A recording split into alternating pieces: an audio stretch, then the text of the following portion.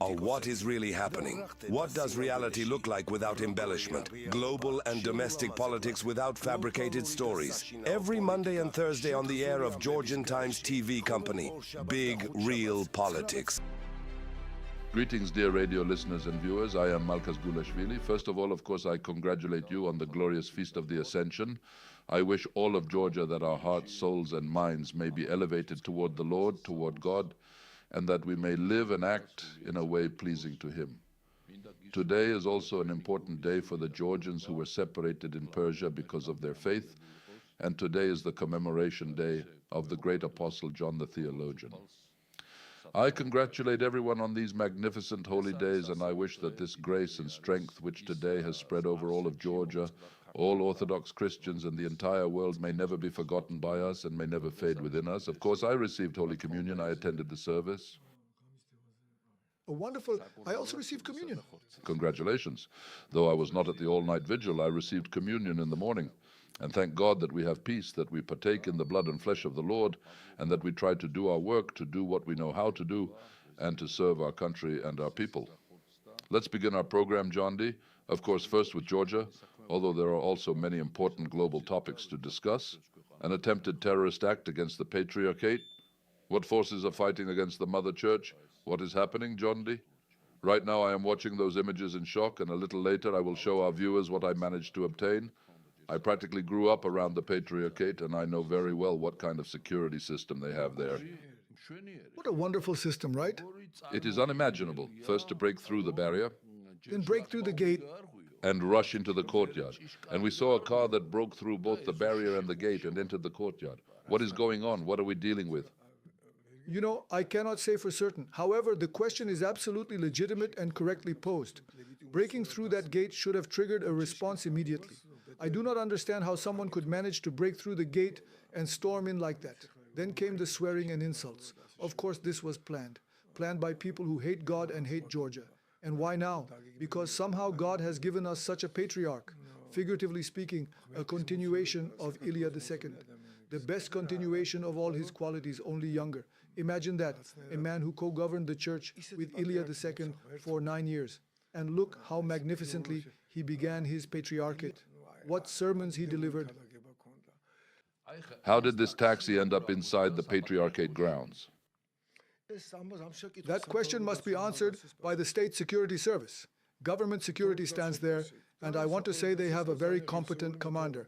I am absolutely certain this will be thoroughly investigated. This is simply another provocation directed against the reputation of the new Patriarch, His Holiness and Beatitude Shio.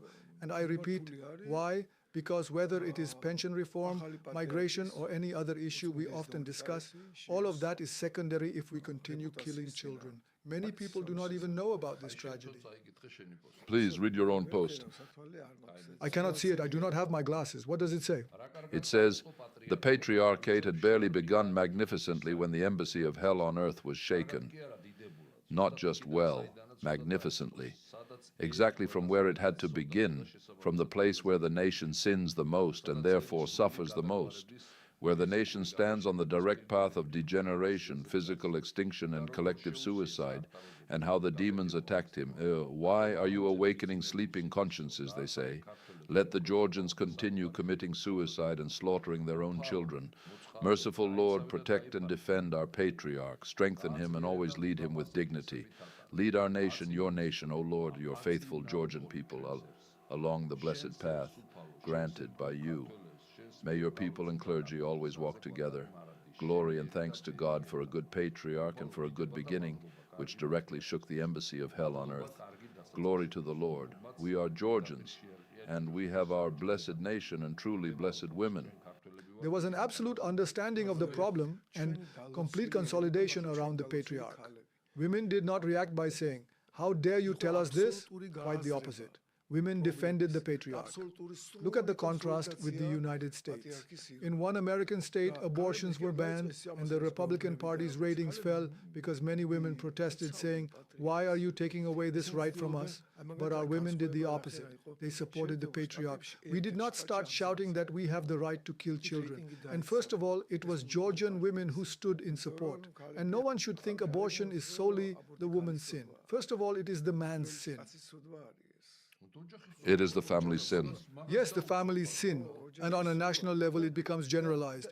Such massive destruction and slaughter simply cannot continue.